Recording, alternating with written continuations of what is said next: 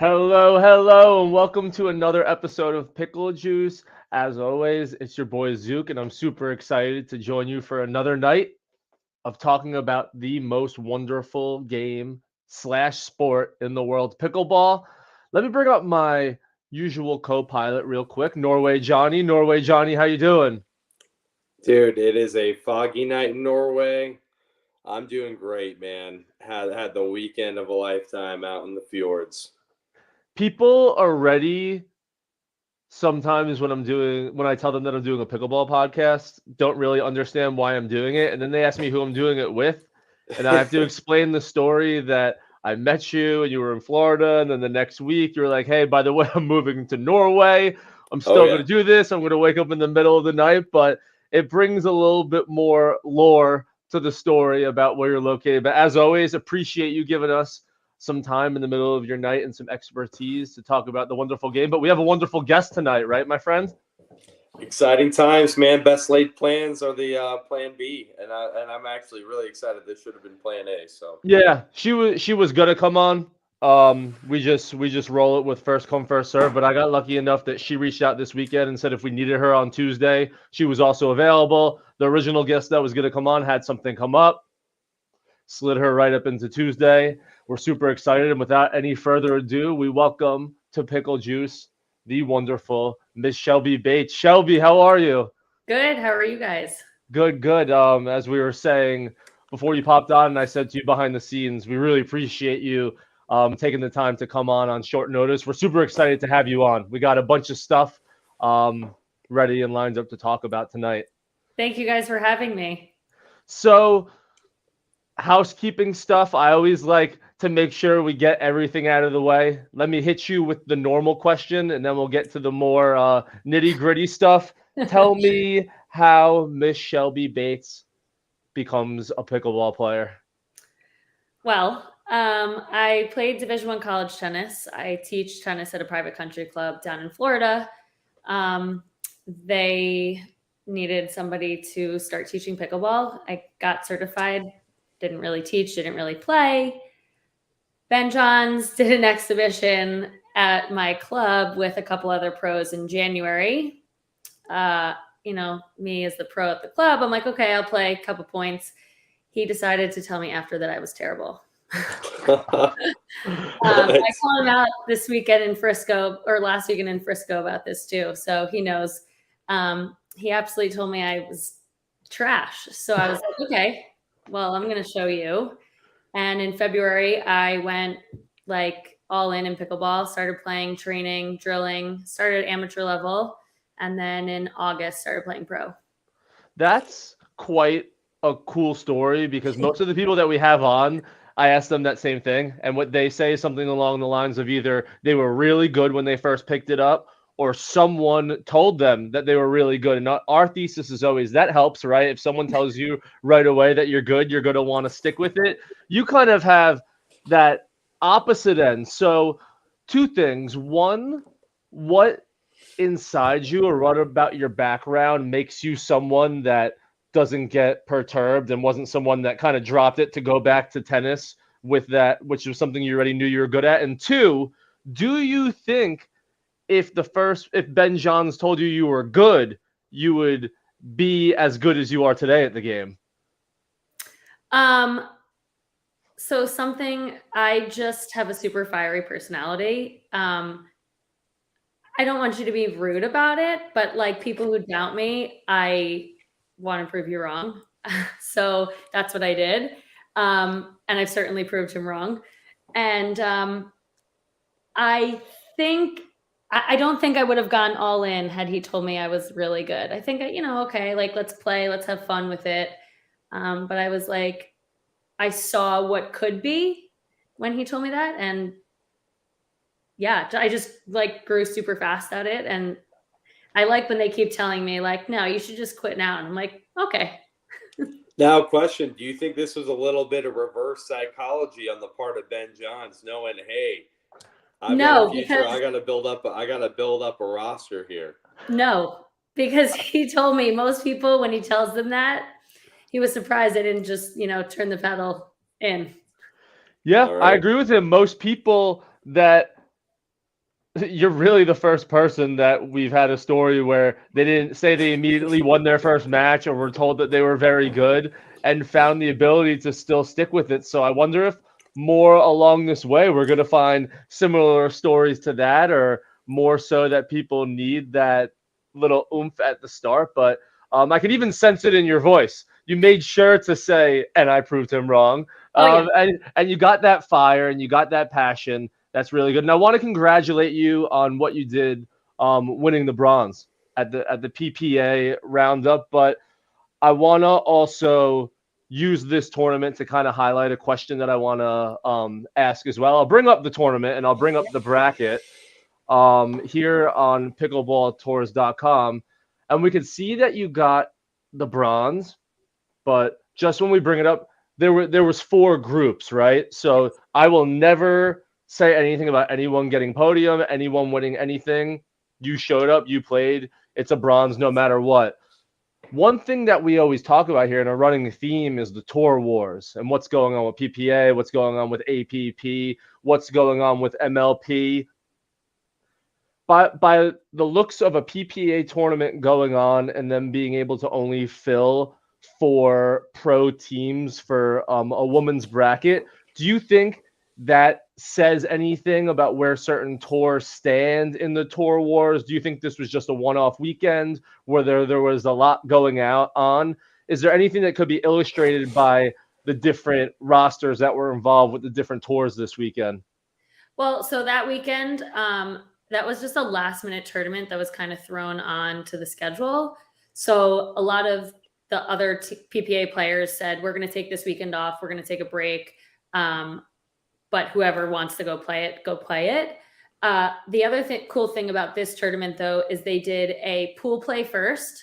Okay. So you actually got to play every team in a game to 15 and then go into that bracket style. So I kind of liked this style tournament because you got to play everybody.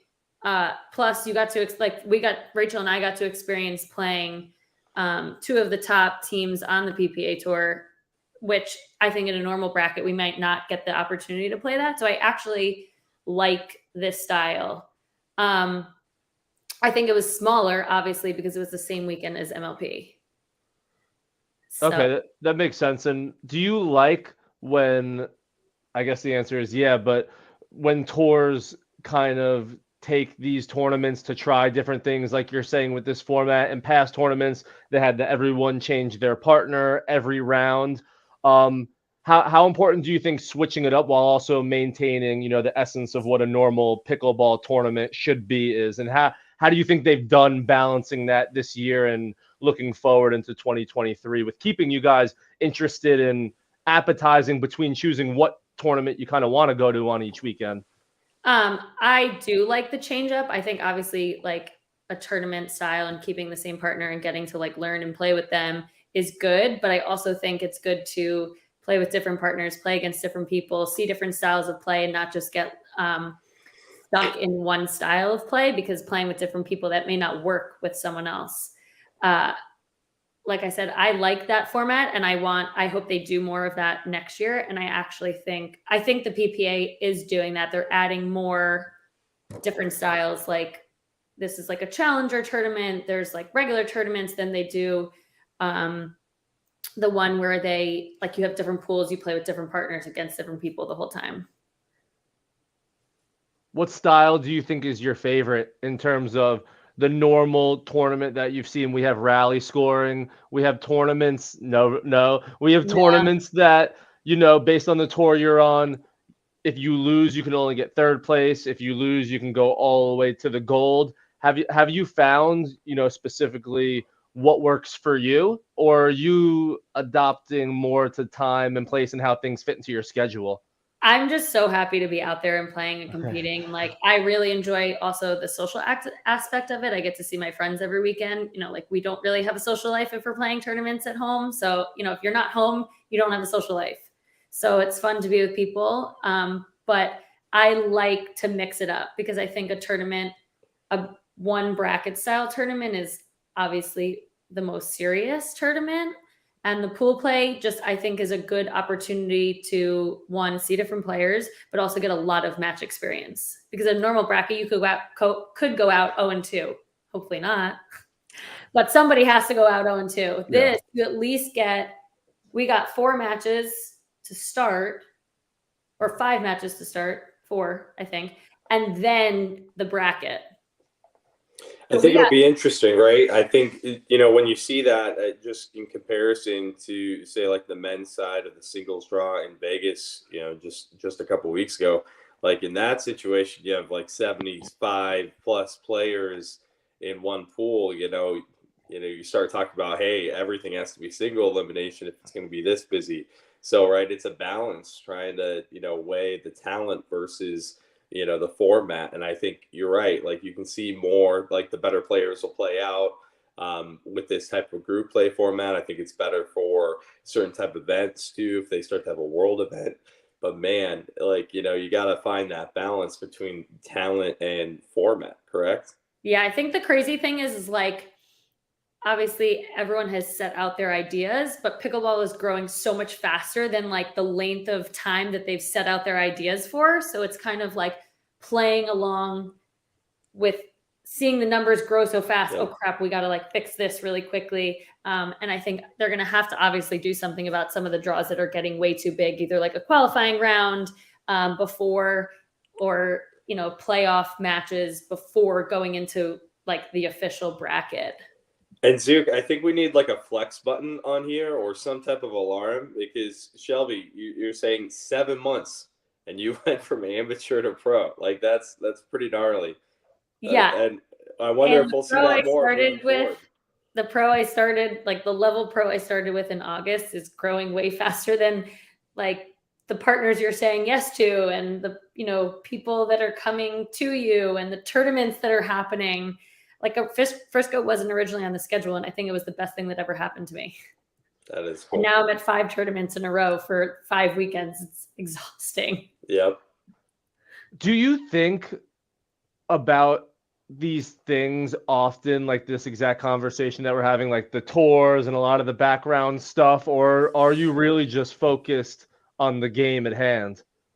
I focus on the game at hand, like by myself, but at these tournaments, obviously I'm going to a lot of PPA tournaments. I do APP as well, and I'm not a signed PPA player, so I kind of try and get everybody's like opinion and hear what they have to say, and like what's this tour discussing and what's that tour discussing. But we do talk about a lot of that stuff, like things that need to happen, how to make it better, like what are our ideas, what are the owners talking about, like the new MLP format and things like that. So let me set up this scenario for you, and I'm not going to say PPA and APP. I'm going to say Tour A and Tour B, so we answer this better. There's 2 tours. There's Tour A and there's Tour B, and they're both throwing an event over the weekend.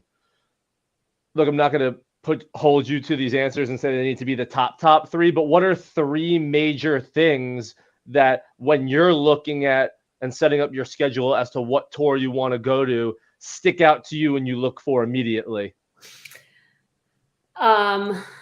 Location and venue. Okay. Partnerships and friends that I have going to tournaments, and atmosphere of a tournament. Location and venue. Can you dive deeper into that? Is it local to you, or is it places that you've never been for that you want to see? Like, what do you mean when you say venue and location?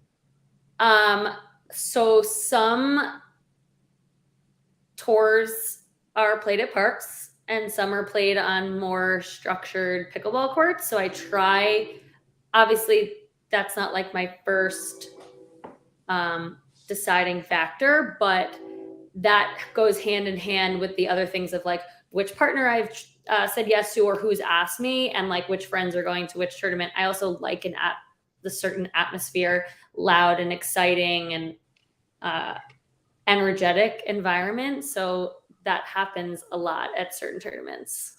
I like that. I know there was a thing this weekend where, there were some opponents that one person liked a quiet court and one person might have liked a little bit of a louder court. And I'm just someone who, it's tough for me to even go to a tennis match because the first tennis match I went to like 4 years ago, I was screaming in the middle of the point, and like I got yelled at the U.S. Open. I was watching like FAA versus Francis Tiafoe, and I was screaming, and I actually got yelled at by like people in there. So I'm all about screaming and getting loud and the atmosphere. But it also sounds like the atmosphere is great. But am I wrong in saying that partnerships are your number one out of the three that you said, and you'd probably travel to, a little bit of a further, less positive atmosphere place if one of your better friends asked you to play? Yeah. If somebody of a higher level has asked me to play that tournament, I haven't figured out my schedule yet, I'd probably go there. But for the most part, I'm trying to pick my tournaments first and then saying, hey, can you play this tournament with me? But I don't know. I got to get on that schedule. Johnny, one more. An interesting one I had. Better player or better friend? Better player over better friend. Okay. And it's not, and there's no like discount you give the better friend. It's automatically just weighting the two players. So you are a fiery one. Damn, you're. I like that. I liked it a lot, Johnny. Go ahead. Hey, you read my mind here, and I guess my question to you, Shelby, is how are you developing, especially as a player newer to the game? How are you developing these connections? I mean, this sounds like a networking kind of hustle environment. Tell us a little bit about that.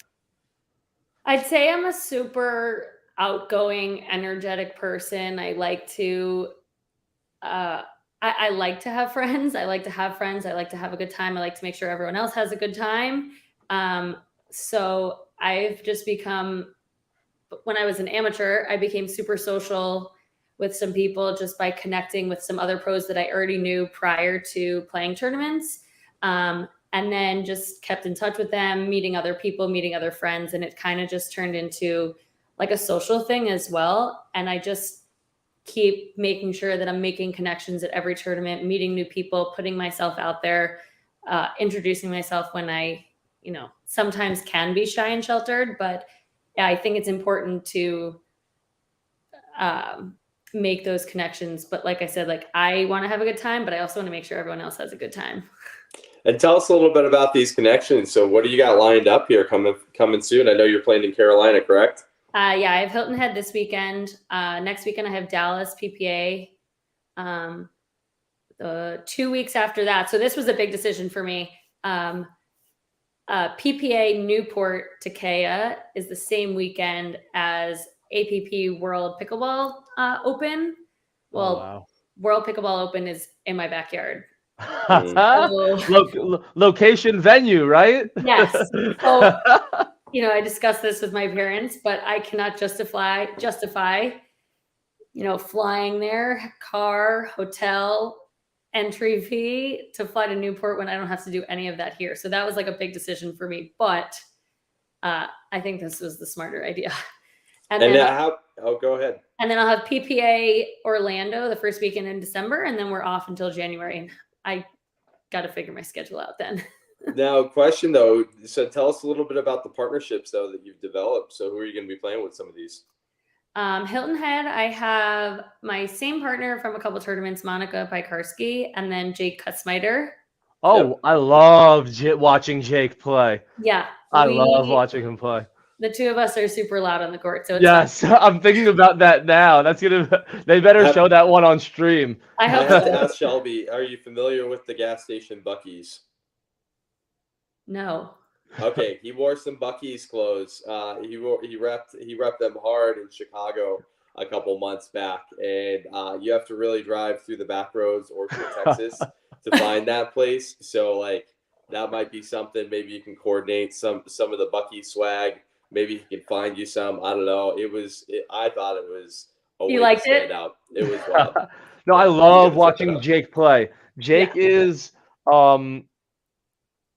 he's always a runaway. He's very much an emotional, streaky. If he's down 7-0, you do not want to let him get like 1 or 2 points. He's someone that you got to put away, like when you can put him away, because when that momentum builds, and that's something where we kind of, you brought it up and then I brought it up, as this gets bigger and bigger and more crowds get introduced and there's more of that emotional part being brought into the game, it's going to be interesting to see how people handle that, because right now you have a lot of that silence. and it's Yes. almost like you're playing, like you're practicing on your home court. It's exciting to see who kind of has that it factor when now, it's nice when it's Sunday and it's on the tennis channel, but it's something different, when it's Sunday and it's on the tennis channel. It's also center court, at this crazy stadium where there's thousands of people hooting and hollering, and you don't know if you should let the ball out or hit it because you can't concentrate. So Actually, that's another thing. I was talking to someone the other day. They were at the other tournament in Houston, and I say lucky for them. They were on a backcourt, but they were super pissed. And he's like, yeah, I chucked my paddle into the woods. And I was like, did anyone see it? And he's like, honestly, pickleball needs a little bit of excitement. And I was like, yeah, I agree. Like you can hear me from 5 courts away. It's true. Yeah. Me and Johnny talk about it sometimes about, there isn't, I wouldn't say any big, huge rivalries right now, but we're seeing more and more personalities coming out where, like, after matches, you see more and more people maybe hitting the paddles and looking the other way. And you see things that, as the schedule gets more and more, it's tough to find these rivalries when you're maybe playing someone every 3 weeks, every 4 weeks. But when everyone starts getting on the same schedule next year and everyone becomes more full-time and you're playing person week after week, things like that can develop. So yeah, pickleball definitely needs it as long as it's not forced. But I think in any competitive setting, when you have athletes with personalities that, such as yourself, you're going to find sometimes, people are going to, and not for any personal or I hate you or you hate me, just in that moment, in the fire, some things can be said and some things can happen. Yeah, it's interesting. There definitely are some rivals now, and you can definitely see it. But just any kind of emotion. There's some people who just play so quietly, and I'm like, you're out there to win. Like, show that you obviously want to contain your emotions, but I don't know. Let it fuel your fire. So you're playing with Chris Matter, you've played with Rediger, you've mentioned a few of these partnerships. Who else? Anyone else on tap that you haven't mentioned yet? Yes, for Dallas, I'm playing with Jen Tavernier again, and then Pablo Tellez. Oh, Pablo. He hangs out in the chat sometimes. I like Pablo. Okay. Yeah. And then Orlando, I'll play with Rachel Recker again, and I have yet to find my male partner for Orlando, but I have another month and a half. Have you found, as Johnny said, you've kind of gone from this amateur all the way to where you are now? Have more people began to reach out to you now that they've seen the level that you've been performing versus, probably at the start where you had to sort of, make your name by reaching out to others? Both. I try and I don't like to reach too far. That's just me. I don't want to embarrass myself, but slowly it's starting to come and more people have been asking. So it's interesting to see who comes in and who, is looking for partners who I'm like, oh, why don't you have a partner? But yeah, sure. I'll play with you. That sounds great. And I think more of that will start to flow. And obviously, more tournaments, more better results. It's like everyone is open to asking people. You just got to shoot your shot. And you answered the question of better friend and better partner by going better partner. But I want to just ask in terms of what does that actually mean to you? Are you looking in a vacuum, like who is the best player that I could potentially play based on your rankings or some rankings or just general consensus? Or do you have a style of play that you play, that you also like your partner to play, that you have your own kind of Shelby rankings of who works best for you? I'd say I'm super adaptable. And I think that's something that I have going for me. So I'm kind of like a free reign of, especially a mixed partner. I'm like, yeah, go do your thing. I'm going to back you up. I'll support you. I'm going to set you up. But you have free reign to do whatever you want. Female partner, I'm kind of just I don't know. You just kind of got to work and play the strategy and see how it goes. But I think, for me, when I've played with a partner or looking for a female partner, you got to be able to hold your end of the stick. And if you can't, some people, we're trying to make a living out here. So you kind of got to be cutthroat and a little selfish sometimes. A partner sport is so interesting to me without even getting into more of a life soliloquy. There's individual sports and there's team sports, but even on a team sport that's 5 or 11, you're like 1/5 or 1/11th of what makes up the team. When you're in a partnership, it's legit just you and that other person. So I'm always very interested in the mentality or what makes up those decisions when you want to go into a partnership. So I want to take it a step further with how you kind of look into things and how you base partnerships on and who would work best with you. One thing that we're doing a lot more here of now, and I say a lot more, is we started last week and it's something we're going to continue with, is I love stats. I'm a huge sports fan, and one thing I love is stats, and one thing I also want to learn about is how professionals such as yourself are using stats. So I just want to bring this up from our good friend Ben at Real Clear Stats. He made this for us for the MLP, for the whole MLP tournament, but this was for an individual match last week that happened at APP. He was only able to score one because he was at the event, but it was Rob Nunnery and Adam Stone versus the Johnson twins. And first off, have you seen anything like this in terms of deep dive stats about the game as to what happened, or anything sort of like this for pickleball? Pickleball. Okay. Two. It's intimidating. We'll walk through it. Yeah. Because do you think 2 and 2A? Do you think you're someone who would utilize stuff like this? And 2A, do you think that pickleball is getting to the spot now with the competitive nature of it that people and professionals are gonna start utilizing stuff like this? So I wouldn't personally use stats to go off this. Obviously, I want to see people's games, see how they play, but also for me, it's about a connection on the court. And I'll be honest, there are players who, if you make a mistake, they're going to sit there and roll your eyes every time because, well, why'd you make that mistake? That's not someone that I want to partner with, but there are definitely people who can handle that on the court or work well with that. That's not me. So I'm a very positive person on the court. I need a positive partner to be with me. And you can see that obviously when other people are playing, but I do like the idea of this stats thing. I think it's interesting. Because I want to ask you and kind of frame it in another way. Let's take it where I agree with you for forming a partner. I agree that there's so much more than the stats. We literally just talked about it for the last 10 minutes. Yeah. But let me ask you this. How about in a tournament where you can potentially play that opponent again? Maybe not looking into your stats, but would you like something like this if you were playing someone, in the finals that you lost to earlier, to kind of see what they did against you and what worked? Yeah. Okay. I would want to see one for opponents to see in a match that I've played maybe against them, what I could do better. But also I think this is also good to see your own stats. So you can also see okay, what do I need to go home and drill for hours? Yeah. Is there any of them? I know you said you wouldn't potentially use them for partners, but for yourself, and let's talk about for yourself. Yeah. When you look at shot accuracy, you look at rally wins, you look at third shot, you look at firefights. Is there any of those stats that for you personally, you'd be very interested to see what those were, or even, the stat out of those 4 that you think would most correlate to winning that point in the match? I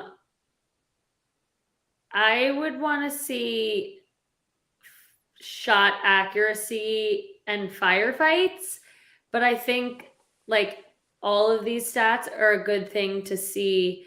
Okay, I lost every firefight. Okay, so obviously that's something I need to go work on. Or I only missed 2 drops the whole match. Well, okay, that means I'm pretty good at that. I don't need to focus so much on that in my next drill session. How much do you think this would actually help with your opponents right now? Let's say, you're at the point right now where a lot of people that you're losing to are later in tournaments, if you're losing at all, and it's to some of the top players that you've probably seen a bunch. Are you, even at this point, going to put too much stock into the statistics of a single game if you were to play them in the future? Or do you think you now have enough kind of a resume of people that you've played that you kind of know how the people are going to play and match up against you and what you need to do to best be successful?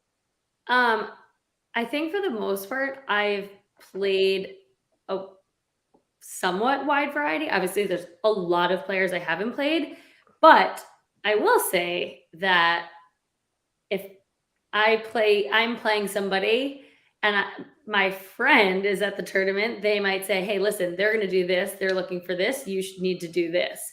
A lot of people actually communicate with each other at tournaments, like, hey, this is what's going to happen. This is what you need to go do.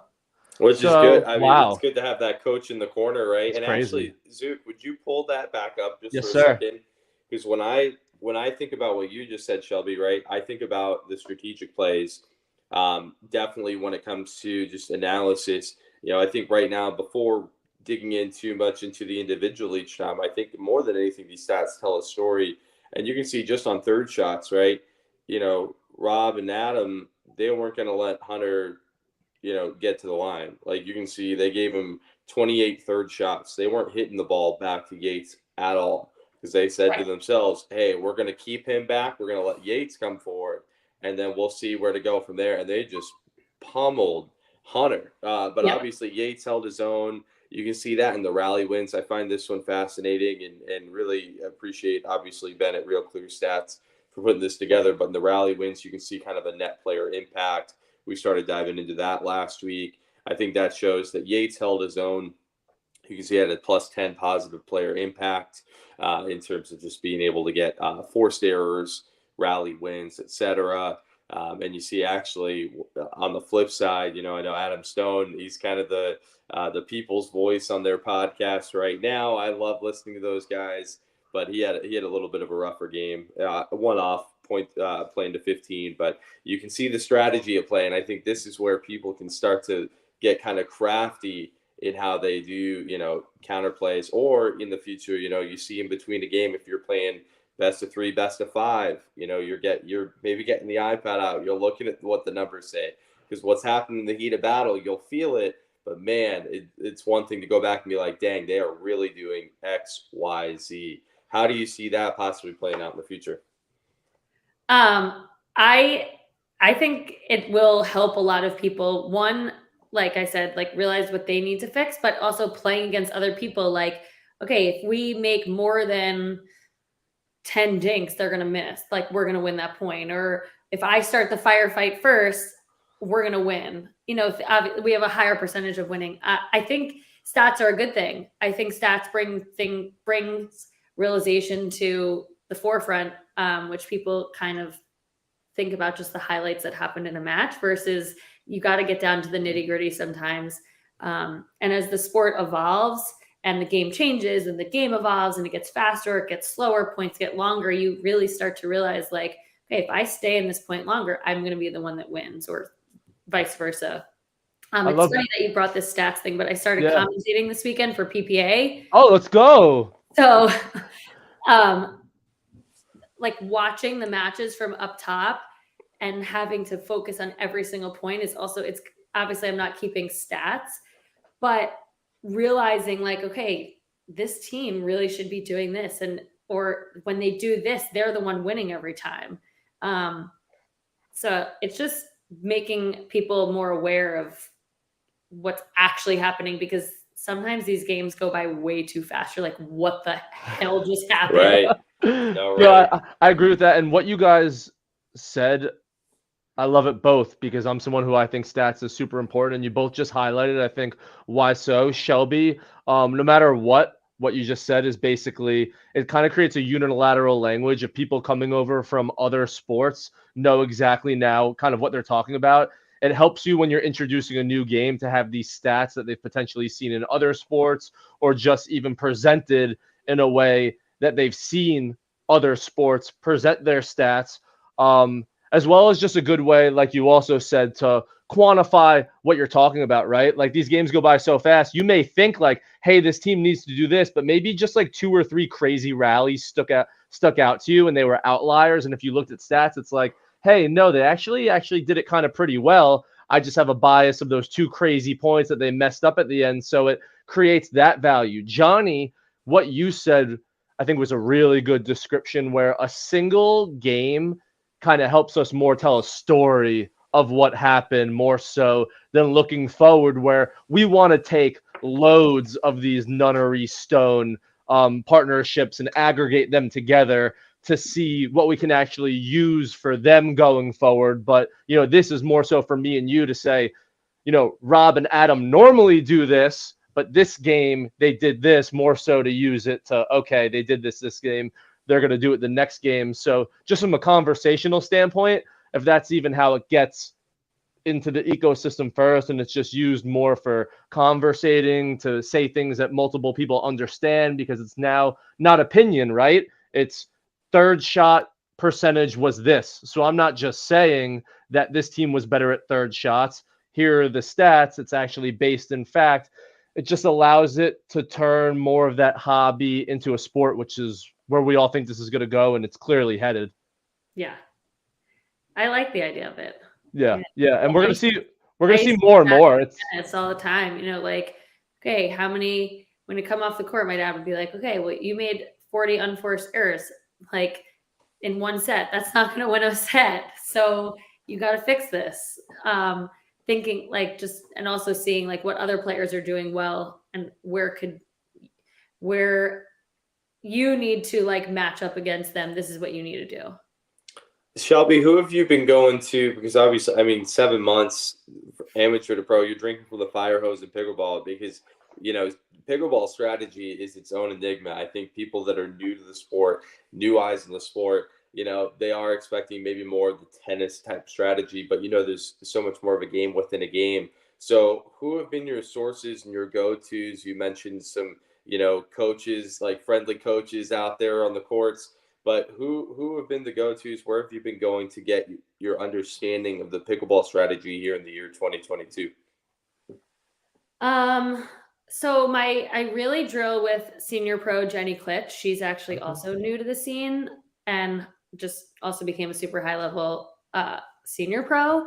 So I drill with her a lot, and she's also like really good. She's a great anticipator, but also she watches me like when we drill, and she's like, you look like this, or you need to fix this. So I just worked with that.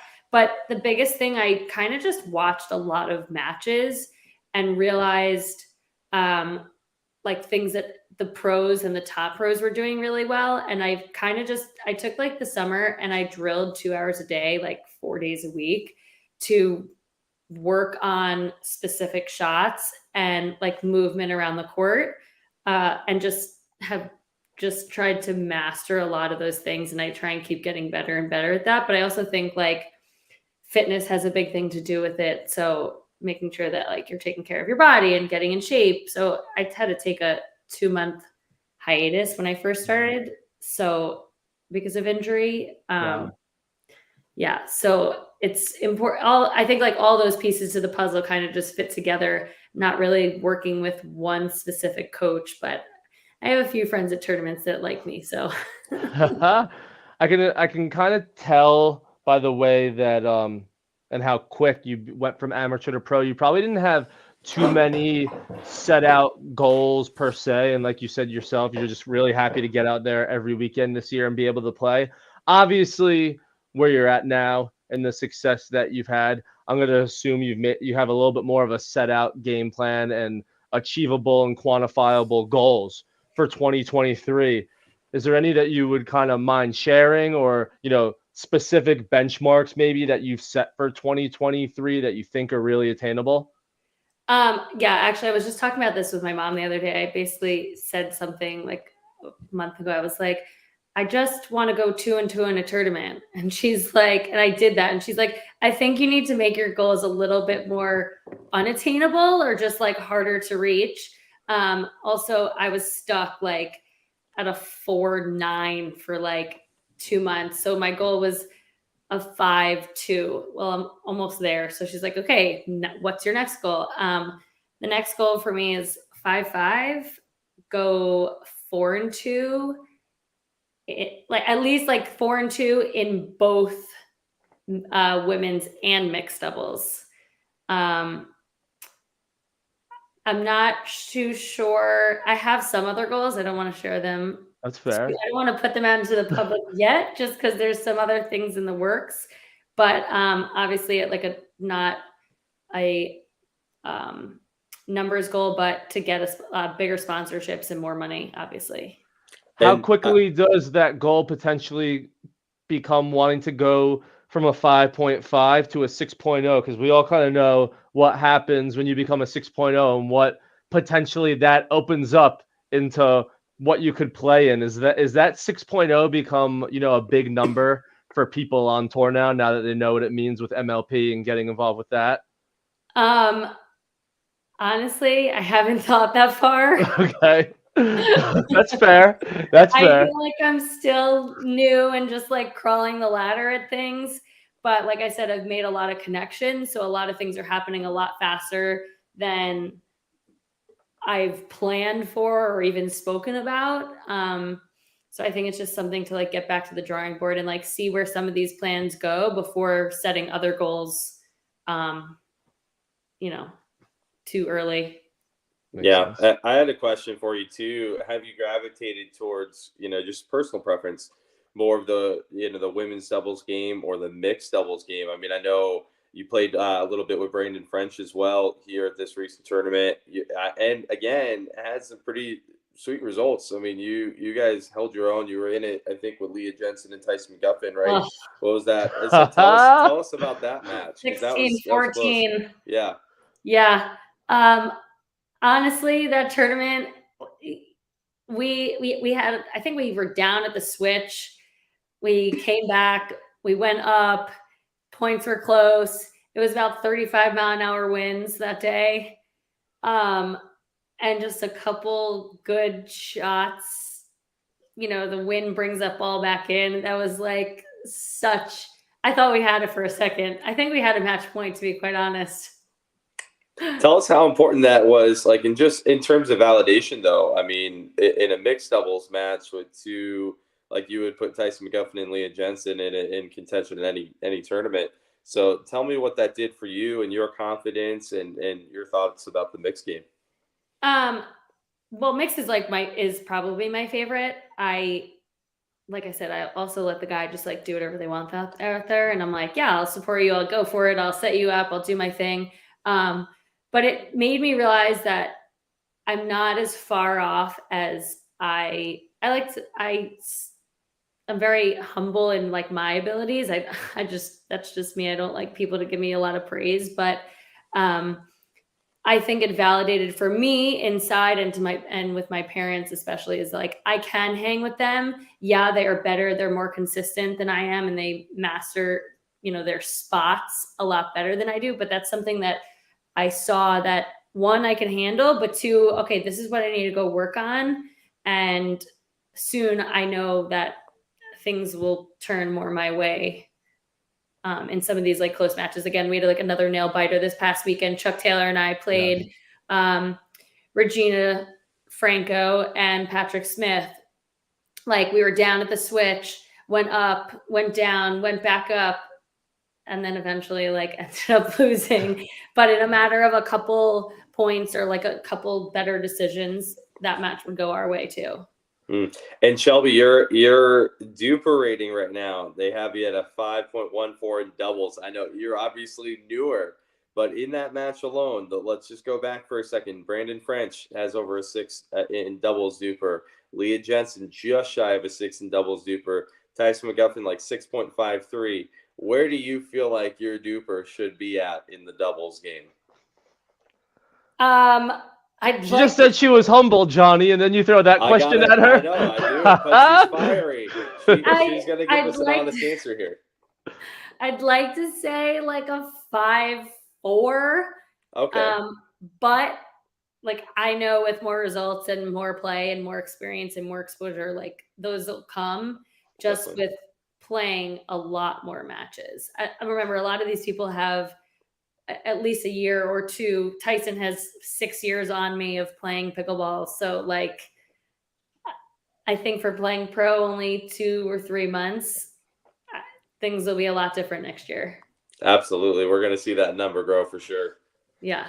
As the game grows, do you think more people are going to have to focus on the specific type that they want to play? Like you said, you like mixed doubles. Do you think people are going to have to choose, hey, I want to play singles, I want to play doubles, same gender, I want to play mixed? Or is this going to be a style of game where each weekend is always going to be people bouncing around? I think it will become, I think some people will become a little bit more selective of like who they say yes to as a partner rather than just like going to a tournament and saying yes to whoever asks and playing both events and then not doing well because of their partner for certain events. But I think for other people, also singles, if the draw is really big, singles actually really affects your play the next few days. If you're not one of the really top players, even if you are actually the top players too, you see some of them cramping, not feeling well, not being able to perform the next day because they've done well in singles the day before. That makes a really big difference. Yeah. Yeah. That's why I love the style of tour where if you lose, you get to go for a gold, because I'm not saying anything about anyone, but obviously if your only chance is to come back and get a bronze and you're playing the next day and the day after, you may be less inclined to, want to go through and play the match. And that's just human nature. And, we've seen a lot of people, retire because of that. So, yeah, that's one of the things. And I think you're right about that. People are going to be much more not throwing away days anymore just because they're there. They're not going to be like, hey, I have a really good partner on Saturday and Sunday, I'm just down to play with anyone on Friday. If they don't find someone that they can actually think they can win with and it's worth their time, they're not just going to schedule a full slate of pickleball just because. Yeah, right. Like I think as the sport grows and more people come and more people get better, I think you got to be smart about who you say yes to, but like, okay, if I haven't found the right partner, like I probably shouldn't play that event. No, that's cool. And Johnny and you kind of talked about this right before, and this is the question that we could end on. I think it's a good one. So you talked about how the match that you just had in mixed doubles for you and your parents was validating. I love new spaces or ecosystems like pickleball because there's a lot of people that are taking chances on something, and you don't want to, some fail and then some get validation. Can you tell us any stories about early on? And I know you haven't been at this for too long and you've had this quick ascension. Was there early on eureka moments for you and your parents, who obviously seem to be extremely important to you, that when you took this chance to go full steam ahead, is there a certain game or a certain moment or a certain practice that you internally said, okay, I'm going to be able to do this and I made the right choice to take this to the next level? Yeah. So when I first started playing amateur, I hate saying this, but I didn't lose a lot. So they knew that I had something, so I knew I could continue. And obviously the next step is to go pro. Over the summer, I worked really hard. The one match it was a charity match. I literally flew back on, I think, a Saturday night for this event. And it was on Sunday. And I played with Brandon Hubschman in the finals against Christian Alshon and Annalie Waters. Wow. And we were up in both games and we ended up losing like 6-7 or something. But knowing that I could, obviously, Annalie, it was a charity event, whatever, but like knowing that I could compete and I did well for myself, and seeing the improvement from before the summer, because I'd taken a month off since that tournament, like seeing the improvement for myself and obviously my parents seeing that too was like a huge eye-opening experience, saying like, okay, in 1 month's time, this is how much I've improved. Like what, for me, there's really no ceiling right now. And I am seeing myself improve every week. And I think my results are showing. I just see it out there. The recognition from other people is really good. So it hasn't been a question. And that's even an interesting idea, and another, full circle thing as we bring this up about another reason why I think stats are cool and can be utilized is you guys are all becoming so freaking good that I know a big way to like realize how much you've gained or how much better you've gotten is, hey, I played this person now, and now I played them a month from now. What was that difference? But sometimes we forget that little variable of they're also practicing and they're also playing. So to measure up against them sometimes could be imperfect, but without stats, right? That's the only way. And it makes sense. That's how anyone can do it. That's how I do it now with any game that I play. It's, hey, I played this person last week and I'm playing them now after practicing all week. Did I get any better? But, with the introduction of stats, like you said, and using them for yourself and what you need to improve on, it allows you less to have to worry about, what other people are doing, and more looking like, hey, I set out to do this. Let me not base on who I was playing or what I was playing. Let me just look at what the numbers say. Was I more accurate? Did I hit more third shots in? Not based on anyone that I was playing or anything that was going on. Numbers are just numbers. So that's really cool. And hopefully as it grows, and one thing I know is a lot of people are looking to get into this game on the number side. I don't know why, but a lot of people that I know that are in coding also play pickleball. And I've had 15 to 20 people in the last 2 weeks reach out to me and say, hey, I saw that thing you guys did with stats. Is anyone doing stats full time? I want to build something to, help me with my game that I think other people can use. So that evolution of it really shows that people are buying in, because once you start building stuff on top of the sport, that's how it's really making its mark. So it's really cool to see the early adoption, and no one has said anything against stats. How people use them more or less is up to how people think about numbers versus feel of the game. But time will tell, and everyone will find that perfect sweet spot of using their gut feeling when they're on the court versus what the numbers tell them. But before we let you go, the one thing that we always like to do is, we know the importance of sponsors when it comes to this game. Obviously, it's starting out, and we've heard numerous stories of, hey, I could only get to this tournament because my sponsor helped me get there. Hey, I could only get this piece of equipment, or I won because my sponsor was able to help me. So anyone that you want to shout out, and we'll bring them up on the screen in terms of sponsors that are super important to you and have gotten you to the point that you're at now. Electrum, I want to thank them for all my paddles and gear. But also, I recently just became a brand ambassador for Restore Hyper Wellness. So they help with my recovery and everything. So I really want to shout them out in Palm Beach Gardens as well. Okay, so let me bring up Restore. This is them. I'm on the right one. I don't want to give. Yep. Okay, and again, without waxing poetic about, the great grandiose sport that pickleball is becoming, this is just something else, right?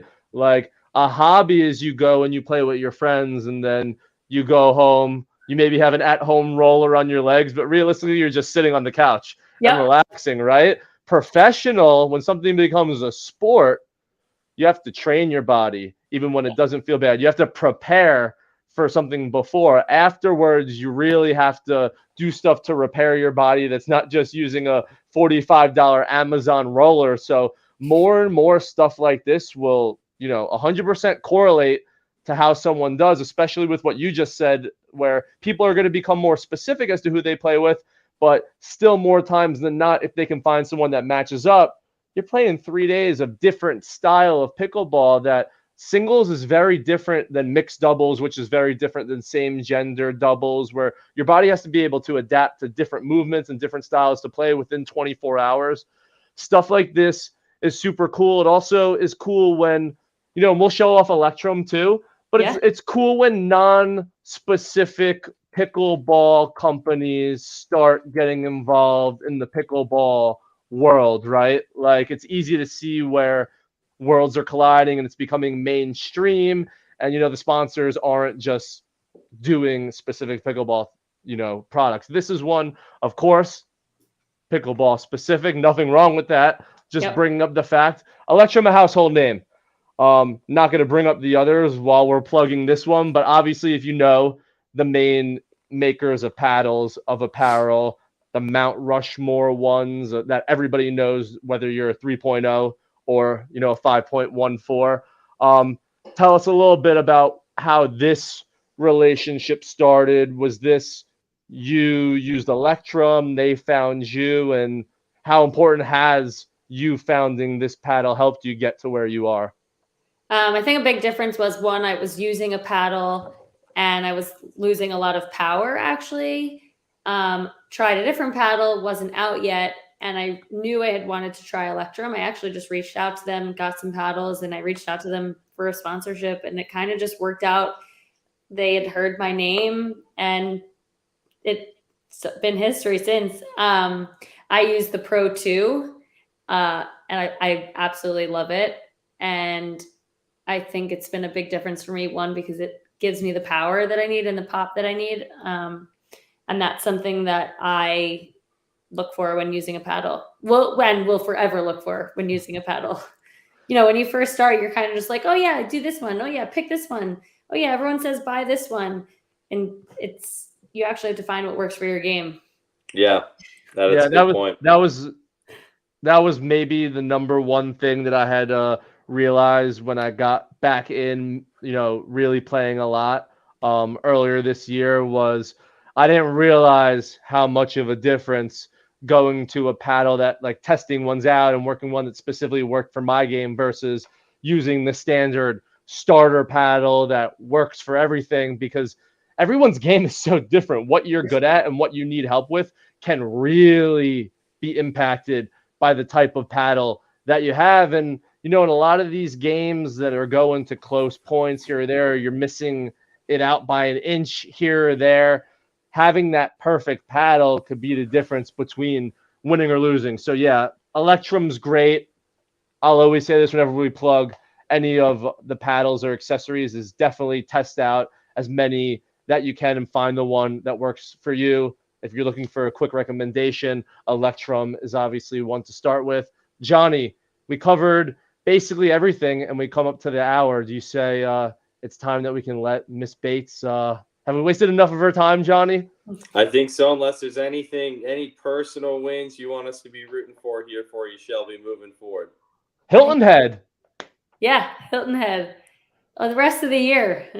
Okay. As we do with everyone that comes on the show, we become a big fan. People are going to watch this. Oh, yeah. We'll clip it up, and hopefully you get a lot more people getting to listen to you and become more fans. But I know a lot of people are going to Hilton Head, so hopefully we get the chance to watch you there on the streams that we'll be tuning in. But Miss Bates, will you promise me that we can do this again sometime very soon? Absolutely. I'd love to be on it again. Thank you very much. You laid out the schedule. You got a little bit of a packed schedule in the upcoming weeks, but that means for us, it's going to be tough for us to miss you. We look forward to getting to watch you. Safe travels to all these tournaments, and good luck. Thank you guys so much. Absolute pleasure. Thanks, Shelby. Thank you. Have a great night. Bye. Johnny. Hello. We timed that one perfectly. Next up is D-Gen Huddle with Jigga. I'm getting good at playing these outros and intros. Johnny, on Thursday, we have Mr. Wes Burrows, 7:30 Eastern time at Instagram Live. I'll be excited to chop it up with him. Have a great night in Norway, my friend. Peace.